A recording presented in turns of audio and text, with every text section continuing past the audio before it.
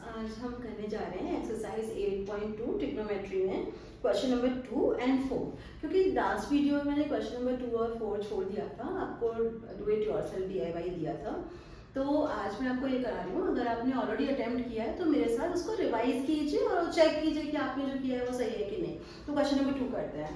So this is on page number 127। Page number 127 अपनी book ले आइए। फिर है फर्स्ट पार्ट 2 10 30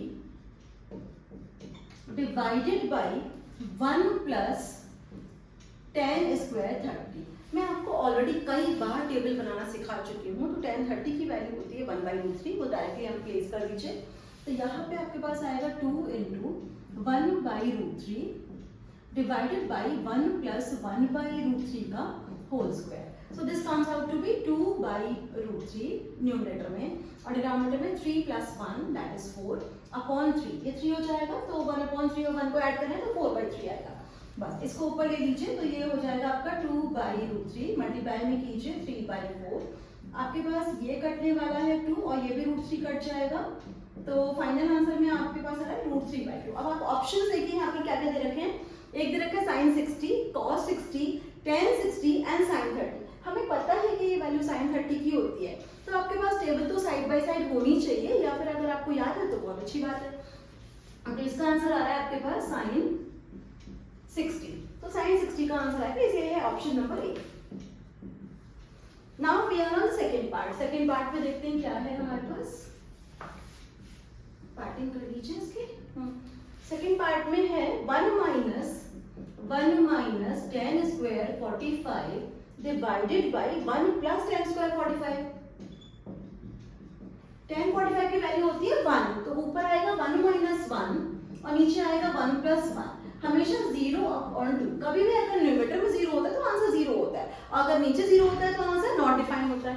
तो इसका आंसर आ गया 0। अब ढूंढते हैं कि MCQ में क्या क्या दे रखा है।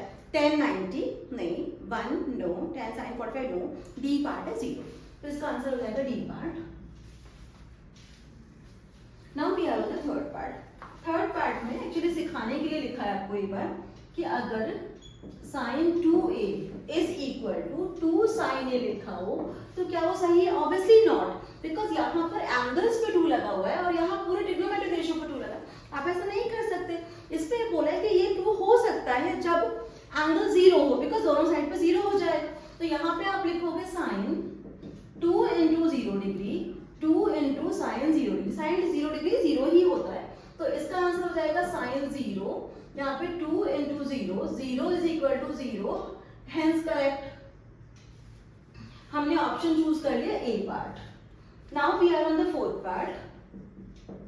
फोर्थ पार्ट में भी ये सब आपको ट्रिग्नोमेट्रिक वैल्यू पुट करनी आनी चाहिए, बस हो जाएगा।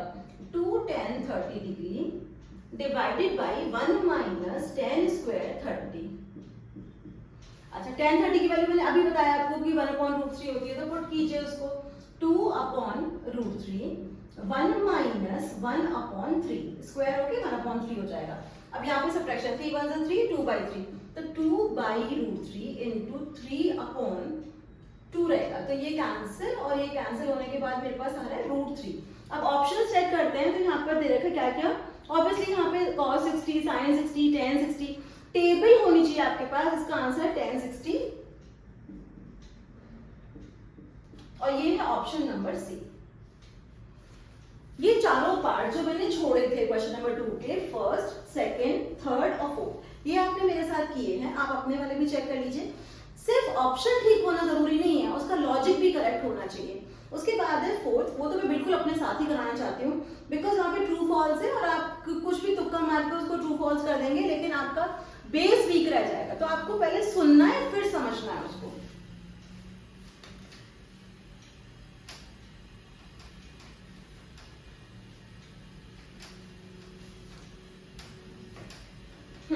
हम है नाउ क्वेश्चन नंबर 4 पे, लास्ट पार्ट है हमारा।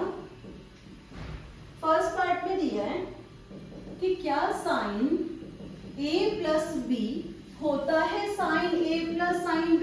Absolutely not, this is incorrect. ये फॉल्स है। फॉल्स चीजों को हम कोई एग्जांपल दिखा आगे फॉल्स कर सकते हैं।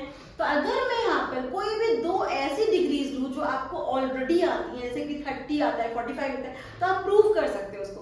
पर कुछ ऐसा लेना पड़ेगा जिसको आप ऐड करके भी बता सकते हो। तो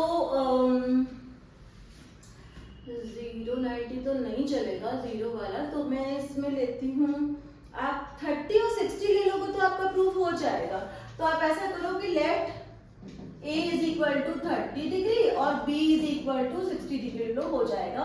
तो आपका ये 30 और 60 जोड़ के कितना हुआ, 90, और यहाँ पे आप लिखोगे साइन 30 और यहाँ लिखोगे साइन 60। ये 90 हो रहा है जिसकी वैल्यू होती है 1, यहाँ पे 1.2 आएगा और यहाँ पे √3/2। Do you think this is equal? Absolutely not.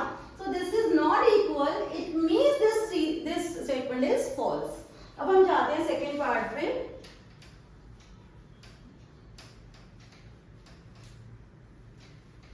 Second part को समझने के लिए यहाँ पे लिख देती हूँ false। सेकेंड पार्ट को समझ के लिए उसमें लिखा है sin theta increases as theta increases. देखो अभी तुम लोग बहुत छोटी क्लास में हो, तुम्हें 0 से 90 तक सारी वैल्यू सिखाई गई, तो उसी से जज करोगे। देखो मैं एक चीज लिख के दिखाती हूँ तुमको, सिर्फ साइन थीटा के लिए लिख लो। वैसे कॉस थीटा के लिए भी लिखना ही पड़ेगा, बिकॉज कॉस भी यहाँ दे रखा है। 2 लिखवा देती हूँ। यहाँ पे लिखो साइन थीटा, फिर यहाँ लिखो cos theta. This is 0 degree, this is 30 degree, this is 45 degree, this is 60 degree और ये 90 degree। 0 पे 0 होता है, यहाँ पे हाफ होता है, ये 1/√2 होता है। मैं इनकी वैल्यू भी बता सकती हूँ आपको। फिर ये होता है √3/2, फिर ये होता है 1। थोड़ी सी जगह ज्यादा नहीं लिखते बिकॉज मुझे वैल्यू बतानी है आपको। अच्छा देखो 0 तो 0 है ही, उसकी तो मुझे फर्दर कुछ करने की जरूरत नहीं है। हाफ की वैल्यू 0.5 होती है, तो ये हो गई मेरे पास 0.5। इसको हम लिखेंगे 0.707 और 1.732 को भी 2 से डिवाइड कर लो। 2 8 फिर 2 6 फिर 2 6, तो ये आएगा 0.866 और ये 1। अब आप बताओ कि जब थीटा इंक्रीज कर रहा है, जब एंगल इंक्रीज कर रहा है, तो वैल्यू इंक्रीज हो रही है ना। तो आपने 0 लिखना है यहाँ पे, 0। तो 0, 0.5, 0.707, 0.866 और 1, ये पूरा लगातार इंक्रीज हो रहा है फ्रॉम 0 to 1। तो जो थर्ड स्टेटमेंट है इसमें कह रहे हैं sine theta increases with theta increases, that is absolutely correct. तो थर्ड पार्ट को हम लिख देंगे, सेकंड पार्ट को लिखेंगे यस ट्रू। कैसे दिख रहा है आपको कि साइन थीटा इंक्रीज कर रहा है 0 से 1। वो कह रहे हैं कि cos theta also increases, no cos theta doesn't increase. यहाँ पे इसको कोसाइन है, मतलब इसका कॉम्प्लीमेंट्री एंगल है, तो मैं उल्टा लिख पाया था। अगर आप यही वाली वैल्यू लिखते हो 0.866, 0.707, 0.5 और यहाँ 0, तो 1 से 0 लेके जाने में तो डिक्रीज कर रहा है। तो आपको लिखना है third part false, no cos theta decreases as theta increases। और दोनों के लिए प्रूफ के तौर पे आपके पास ये टेबल होगी, टेबल के बिना तो हमने कोई प्रूफ नहीं देना है। फिर हमारा फोर्थ क्वेश्चन में लिखा है sin theta is equal to cos theta for all values.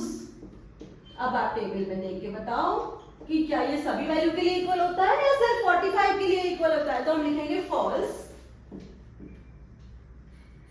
it is equal only for theta is equal to 45 degree, सिर्फ एक के लिए होता है। फिर cot theta is not defined for a is equal to 0। अच्छा cot theta कैसे होता है, cos upon sin। अगर cos upon sin करना है तो हम सिर्फ और सिर्फ 0 के लिए लिखेंगे। तो फिफ्थ पार्ट करेंगे, यही टेबल से ही करेंगे बेटा।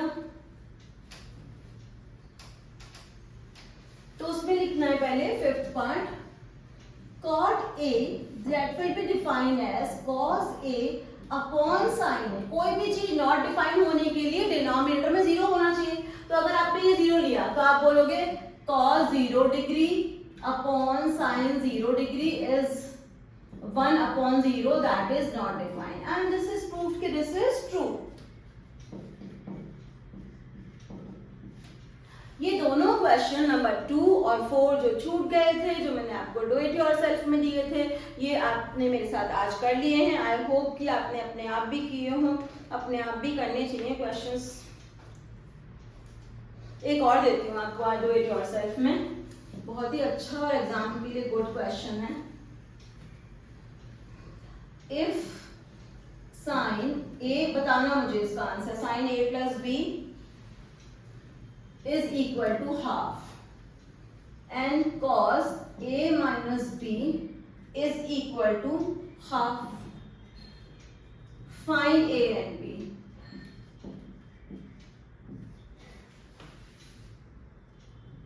I hope हो जाएगा, आसान है। Do it yourself and please tell me your answer. What is a and b? Yes, it would be very good अगर आप अपने आप करते हो तो। All the best, keep practising, keep learning. हम 8.2 पे आ गए, मैं जल्दी 8.3 करवाने वाली हूँ। बाय।